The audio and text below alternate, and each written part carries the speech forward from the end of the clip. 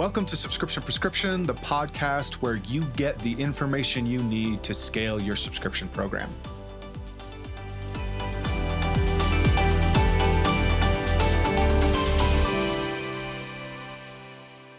Hello and welcome to another dose of Subscription Prescription, the podcast where we help you figure out everything related to D2C subscriptions. I'm your host, Matthew Holman, and this week's dose is a special one where I'm essentially going to answer 3 questions that I got on social media this week.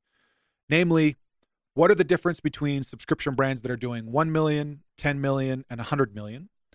How can a single SKU subscription differentiate themselves on the offer to get better conversions?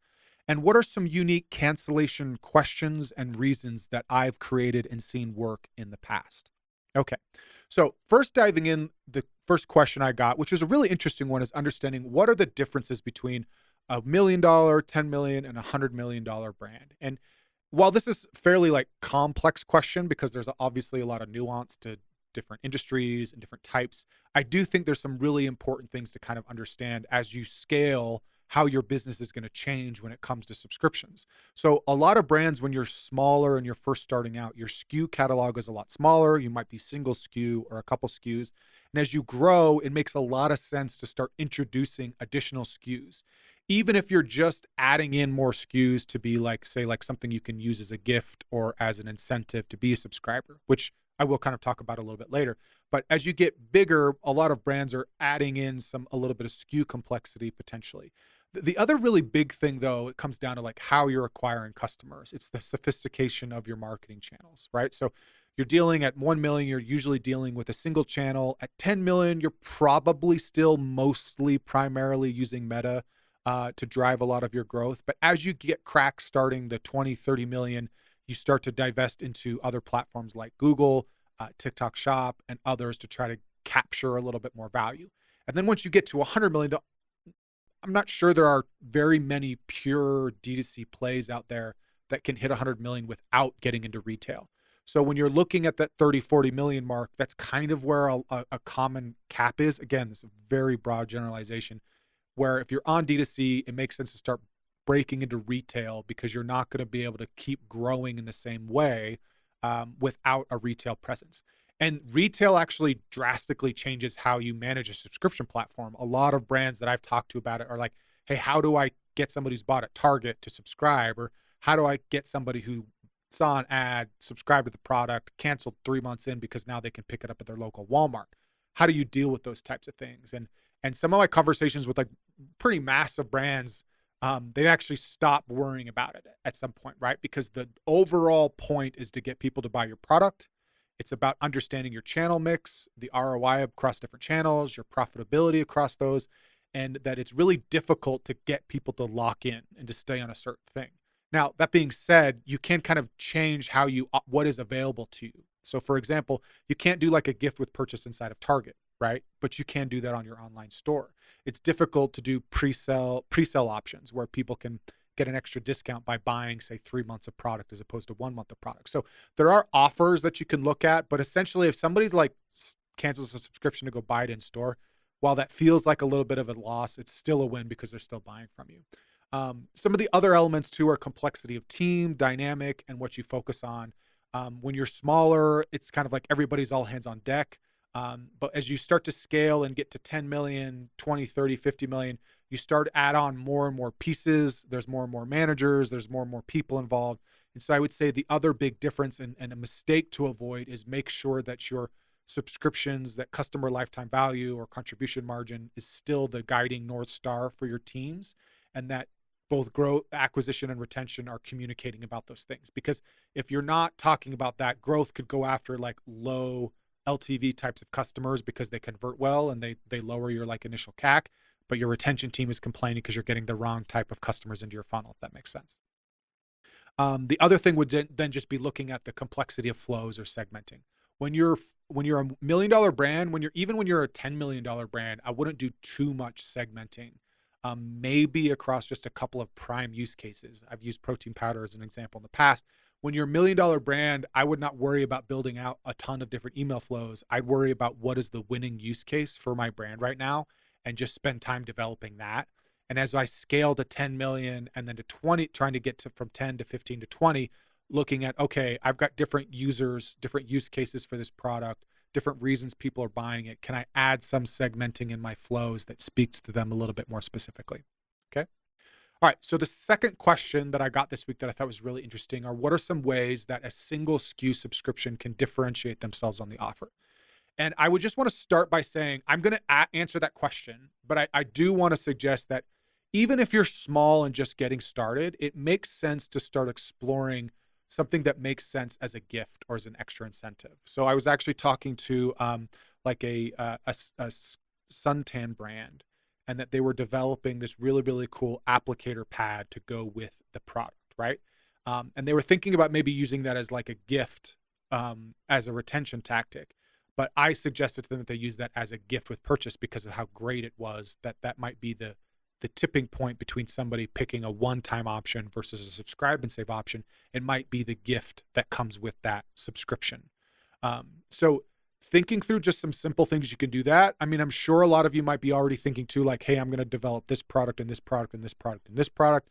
And you can actually waste a lot of time doing that if you think about how you have to totally change your business over every time you launch a new product.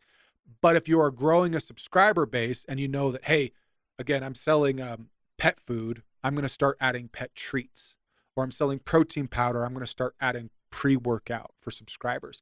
If you think about, hey, what can a product run look like where I can just introduce those products to existing subscribers? Can I make that make sense?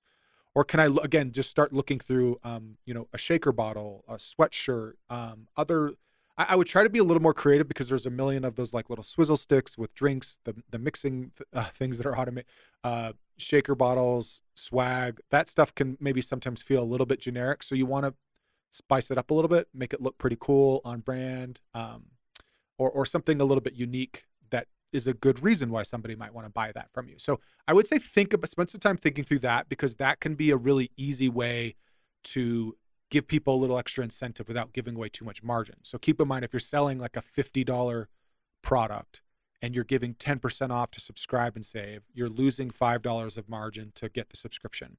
If you wanted to try run a special, you could go to 20%. You're now losing another $5 on margin, whereas maybe the landed cost for like a mug is like $1.50, right? Or a sweatshirt might be like $2 or $3. And so you can actually get more from a gift or an extra product as an incentive, and keep more margin than you would by giving away more discounts. Okay, so I want you to think about that. If you are a single SKU subscription, start thinking a little creatively. Look at, there's a ton of different brands out there that are doing a little gift or a little swag or extra incentive. So start thinking about that. After that, the best way to kind of approach single SKU subscriptions is thinking through how much people can buy at once. So I've done a lot of different past episodes on this question and have a ton of content related to the offers. So I'll include a link to a PowerPoint presentation that has some of this information in it so that you can see visual examples. But the idea is to present the ability of getting a better discount the more that you commit to. So this might be, say, you could buy 1 month, one-timer subscription, or you could commit to a quarterly subscription, or you could commit to a semi-annual subscription. You're not going to get like millions of people that are jumping on the higher priced option, but you can get, say, like 5 or 10% of purchases start picking the quarterly option instead of the monthly option, right? And that can be massively impactful from a profitability standpoint and lowering your CAC when you have a couple of different options out there. And again, it's really easy to make that overly complicated, so please look at some of the visual examples that I'll have linked out to this dose. But that is how I would be thinking about it. Okay, can I offer a quantity discount or a time period commitment? By buying 2 months or 3 months at a time, you're going to get an extra discount. Or if we did develop that gift, I'm going to use that gift on as an incentive to get you to commit to that 3 month, because it's an extra value thing we can add there. But that's how I'd be thinking about a single SKU subscription. And again, there's some really great examples on there between like Respire and Human.com, Yo Pretty Boy, that I'll include in there, that you can see how these brands are kind of positioning their products, single SKU products. Okay, and then the final question relates to cancellation surveys. And so just as a quick recap, the general philosophy behind cancellation flows is twofold. And we kind of have to hold both of these ideas in our head at the same time. I want to collect information from people so that I know what's wrong, but I also want to try to figure out ways to keep them from canceling. And keep them from canceling, quote unquote, I'm using air quotes here for anybody listening at home, is making the offer that makes sense for their objection. Okay. So some of the simple things here is we don't want to throw a million questions at people. I would go look at your cancellation reasons right now. And if you have several of them where very few people are picking that option every time, get rid of them and maybe throw a new one or two in there to try something. The other thing would be starting to get a little bit more specific when it comes to options. So a really great brand out there called Autobrush, they are selling these like electric floss toothbrushes, works really, really well for kids. And they sell toothpaste and a few other things. And so they were getting a complaint that said, hey, people just wanted to get the toothpaste on subscription. Okay, well, we're going to make that a cancellation reason. I just want the toothpaste. And then the treatment is swap your subscription to just the toothpaste. Boom. And that saves well for that specific reason. Now, that specific reason might not get picked as much as the others, but we know we're addressing that need really, really uniquely. Some others might be related to like price. The two ones that are the most common are it's too expensive and it's I have too much product. So for I have too much product, some of the tests I like to run are actually like, hey, I have too much on hand, but I like the subscription, or hey, I never started using it in the first place. Okay. So I have too much on hand, but I like the subscription. We need to make a frequency adjustment, right? Okay, we're gonna adjust your 1 month to 2 month, or we're gonna have you skip 2 orders or something like that, right? So we can give it a treatment that's very specific to that person's use case. As opposed to somebody like, hey, I never started using it. It's like, hey, okay, you've never started using it.